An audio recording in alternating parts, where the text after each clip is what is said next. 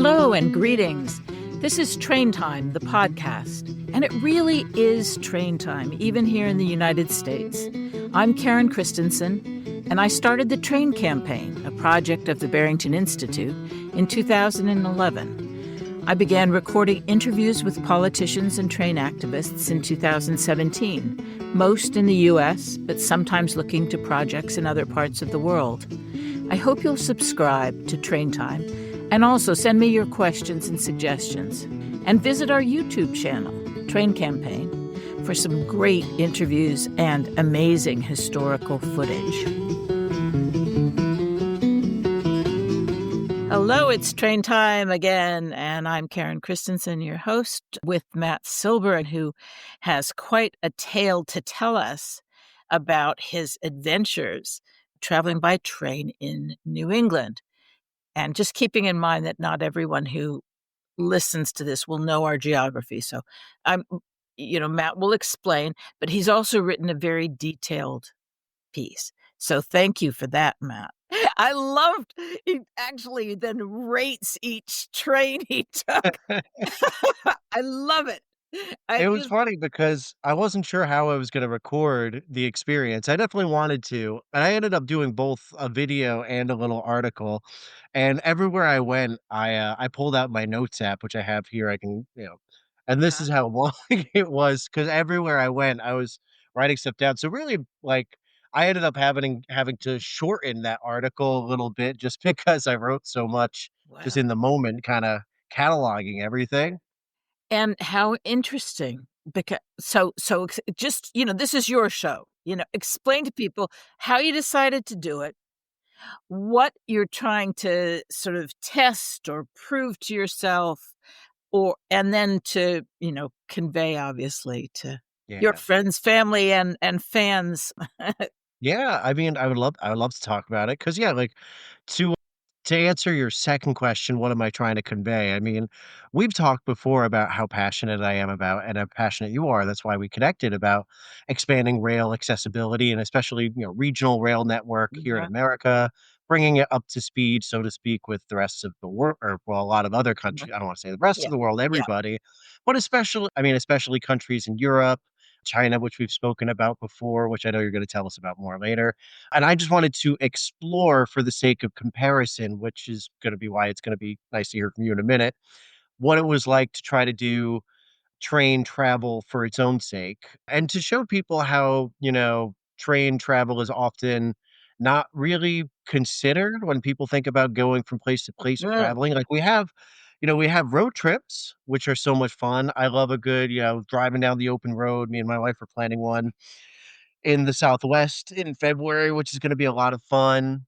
We have I don't know if you're interested in, like, myths and legends. We have a cryptid road trip, but we're talking about trains, so that's gonna I be what thought you were we'll. gonna do an alien road trip. That's right. I Alien mean, that's kind of the abduction point. road We had trip. this idea of where we're gonna go to, like, try to find the Jersey Devil and then Mothman and all that stuff. So if we could do it by train, maybe we can, but either way, the whole point was that Mhm, a lot of people don't really consider train travel as, like, a means of leisure. mhm. Most people think of trains, here in America as just being like, "Oh, well, it just gets people to and from work," essentially, Right. Yeah. unless you live in the city. So I wanted to kind of prove that to people and myself, maybe Mhm, you could structure your vacation around it. Like, if you wanna get to, from your home to this city or that city, what would it be like? And I also have a lot of different friends in and around New England that I don't get to see enough of in general. So I thought by doing almost like I was like, "Well, maybe I could do these 2 things at once," and I did chart out a nice little loop almost mhm. through New England that, like, took me to see various spots and friends along the route. So, yeah, I mean, the reason I did it was because I wanted to show how fun and accessible train travel can be for leisure, not just for work, and also to, see a lot of friends I haven't seen in a Mhm. while. So yeah. Yeah. So you started out, where's your home station that you started out from? Norwalk. So Yeah. I live in for anyone listening not familiar with the area, Norwalk is a city on the Long Island Sound in Connecticut, about an hour or hour 15 from New York City. Mhm. So relatively close, but not not really, not super, super close. So a lot of people who commute into the city. So that's where I Yeah, started. yeah. And then from there, I took the Metro North New Haven branch to New Haven proper. Mhm, And you would appreciate that. That was where, speaking of the third spaces that mhm. trains can Yeah. create, along the way, I was just taking pictures and taking notes. And I saw that one rider and a conductor were chit-chatting and getting to know, like, Mhm. really clearly knew each other ahead of time, Uh-huh, and I had to be like, "Hey, doing this blog for, like, uh-huh, train time with Karen Christensen. We're talking about the role of third spaces in trains," and she was just this passenger who took it a lot. She lived in Stratford. uh-huh. I didn't catch her name, unfortunately, but I was like, "Can I get your picture of you guys?" And they were like, Mhm. Sure, I guess. Why?" They were really nice, and we just chatted a little bit, Uh-huh. and she's from China, which I mentioned in my Oh, article. yeah, yeah, yeah. Mhm, And but was a regular. Yeah, eh, in the old days, there were also bar cars that people would essentially every day they would meet up with the same group and have a beer on their way home, mhm, which really, there was real camaraderie there. But I've seen it, yeah, commuters for sure, and a lot of people when I've read even about people taking Amtrak trips and those long distance trips, they have a lot of, that's the kind of vacation, like, retired people occasionally, will fill those, especially because some of them are really scenic, but apparently people are fairly talkative, congenial on them. I keep hoping to find time to take one of those. I haven't done mhm. that before. You and me both. It's definitely something that's on our radar too, because Yeah. my sister lives out in Emeryville, which is Uh-huh. where Oh, yes. The California Zephyr terminates, not in San Francisco Right, itself. right. Yeah. So it would actually be really easy for me to get off and walk to my sister's place from there. And That's there's definitely on the apparently agenda. spectacular, the ones through the Rocky Mountains. I think isn't there a Cascade route? Mhm. Couple of routes across the country. And you Um said that, like, retirees, I mean, retirees and me, like, I would love one thing I will say, though, is it depends. The pricing for Amtrak is definitely an impediment for a lot of people. I don't know if Yes. you've when you take it, how it is. I was happy that for my trip, it was mostly pretty affordable. Uh-huh, The most expensive Amtrak, because what I did was I just took commuter lines starting off from Norwalk, then to New Haven. I spent some time in New Haven, and then I took Connecticut's Shoreline East commuter rail, uh-huh, not run by Metro North, run by Connecticut Department of Transportation, all the way from New Haven to New London, which is on, like, the east end of uh-huh, Connecticut. I forgot where I was going with that. Oh, yeah, but then I stopped in New London, met a friend, and then took the Amtrak train up towards Boston, but got off at Route 128, which is kind of in the Boston suburbs. That was the most expensive leg of the trip, and what I found was, like, frustrating was that Amtrak, it said $30 for that leg from New London to Route 128 outside of Boston uh-huh. one day, and then the next day when I checked, it was $70. So you're looking at, Whoa! like a 100% increase in price, Yeah. over one day, which is just, I mean, that's how surge pricing works, there's limited seats, it goes it's all an algorithm, it's not just to make my life more difficult. Right. Well, that was like But it would definitely put people off. They're gonna compare that to driving, and for sure, that mhm. is they're just not gonna, if they have the choice, they're not gonna do it. And that's what, that's why, like, with this trip, I mean, I love trains, you love trains, it's fun, and I had a great time. I think for a lot of people, that's definitely the drawback. I mean, even with, Yeah. if, like, taking this California Zephyr sounds like so much fun, Mm. but when you compare pricing and time, it's just like, for us, it's like, well, we could fly to San Francisco to see my sister, or we could take the train, it takes twice as long and costs twice as much on Amtrak, so Absolutely. I've had trips, I know, when I was going to Denver a couple times in the last, few years after the pandemic to see family. And, I sat down and actually did a compare on time and money. And it just, it really was impractical. Mhm. It just in terms of time too, I was going, like, for a 2 or 3-day trip to see my mother. There's no way I could justify taking the time No, off yeah, I mean, work if it's a 2 to or 3 yeah. day trip, you're gonna get off the train, say hello, and then get back on, like, with Yeah, the yeah. way the timing works. And that's really a shame. They also the travel in the US is very slow. We'll, talk about that for the long distance trains. So, in modern terms, again, it ends up being recreational primarily, Right, which which is is not really what we're after. right, which is fine for me as a person who loves it, if I had $1,500 to burn, I would be booking that California Zephyr tomorrow, Yeah, but I yeah, do think it's impractical. I mean, I guess unless maybe there's people out there who have a lot of money and are afraid of flying, but that's, like, the only yeah, people and who that's a come to pretty mind who would regular use it, you select know? group. Can you Yeah. explain the difference? Because it was something I didn't understand when I came to the Northeast. People always talk about there's commuter trains and then there's Amtrak. And when I lived in England, you didn't have that distinction. All the trains were just trains, Yeah. used for commuting or used for anything else. It's a very American distinction. Mhm. I mean, Amtrak is the nationally run, train board. So yeah, here in the Northeast, we have a lot of different commuter rail systems. And that's in my little article. I'm sure we're gonna link it. I did put them in a tier list just for the sake of Yeah. comparison. But yeah, Amtrak is for like really, really long distance travel. But you do have these hubs of commuter trains.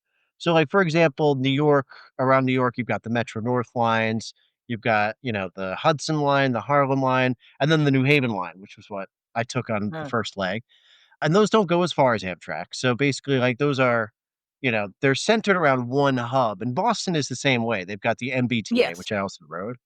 Yeah. But And besides commuter that, trains are yeah, they have the seats don't recline, they're not they're not designed for distance travel, they tend not to have a lot of room for luggage, it's not like, where Amtrak trains have, room for luggage. They all have bathrooms of a sort, um, yeah.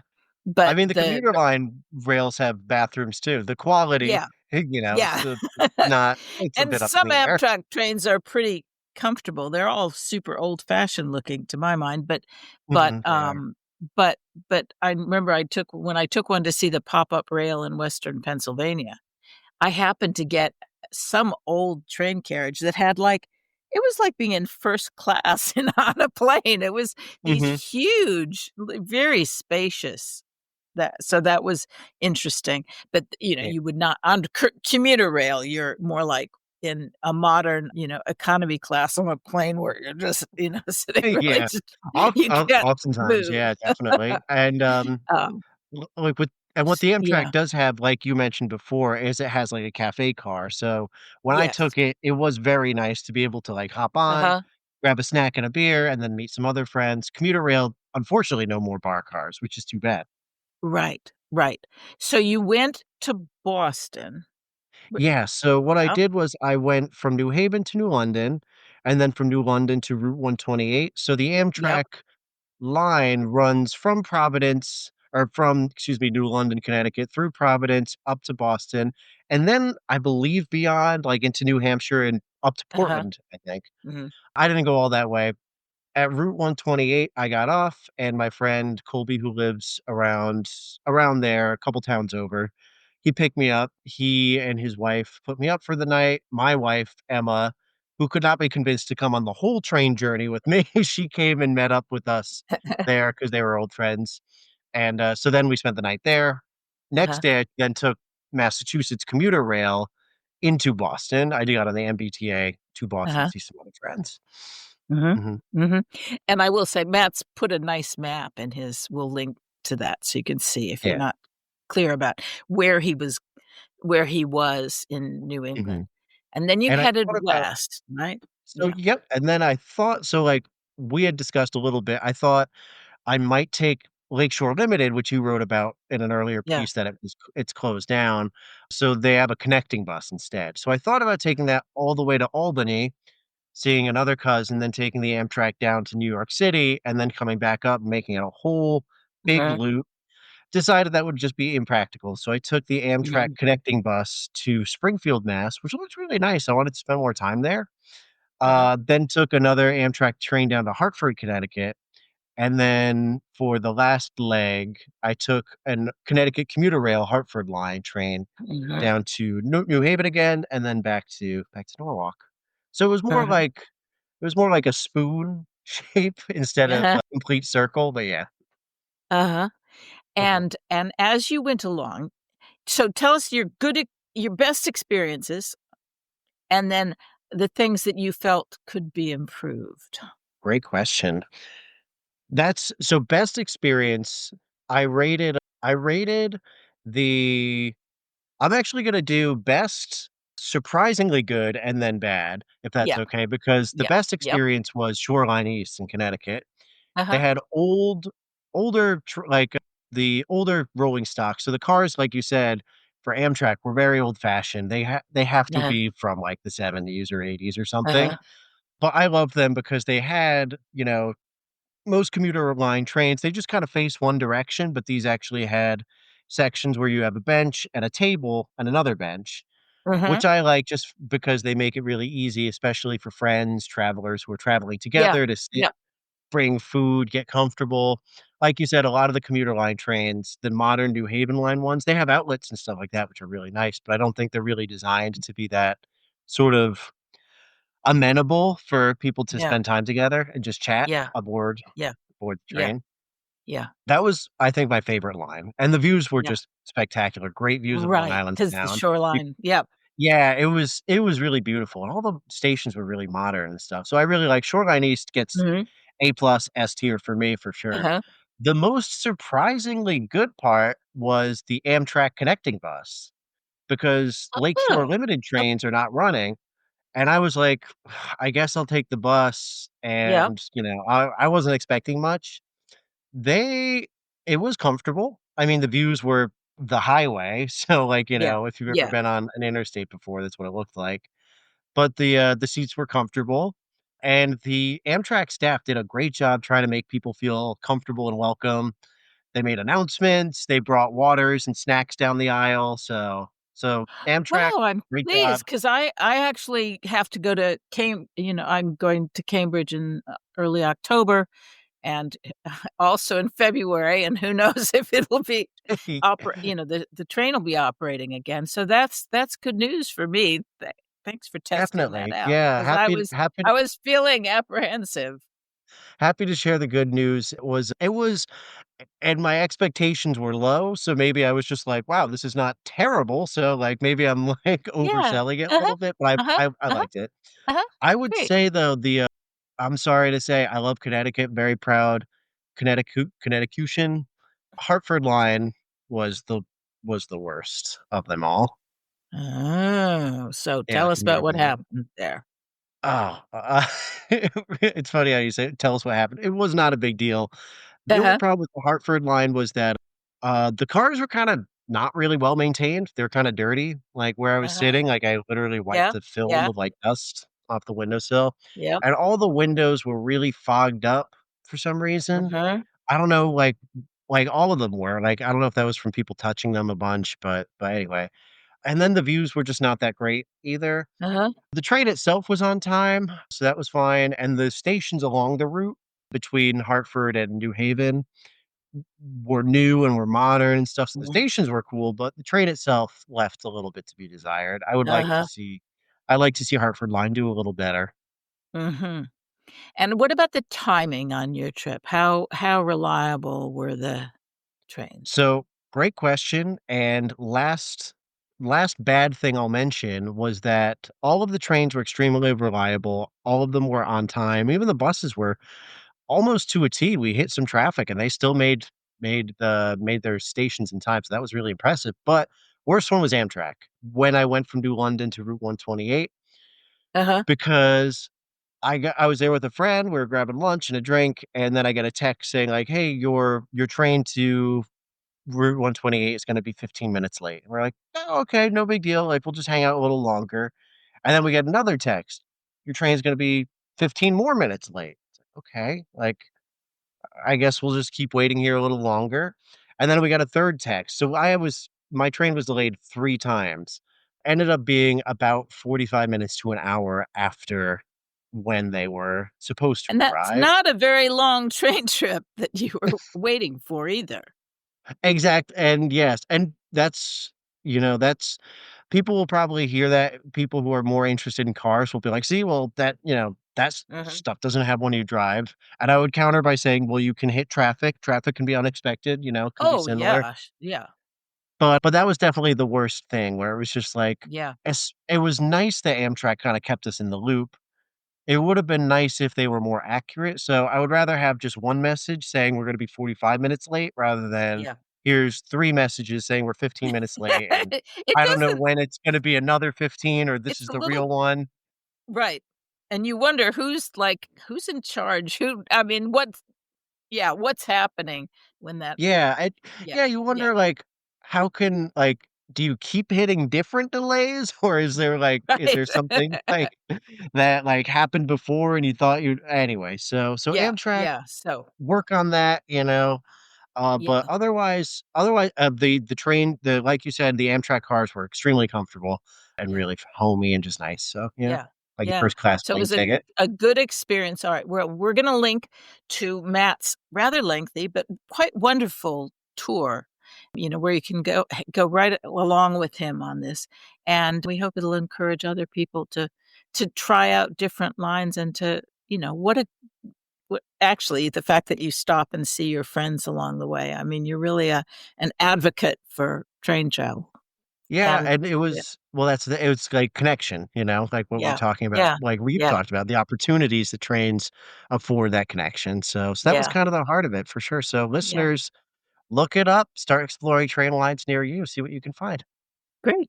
Great But to talk to you, and we'll talk very shortly about trains elsewhere.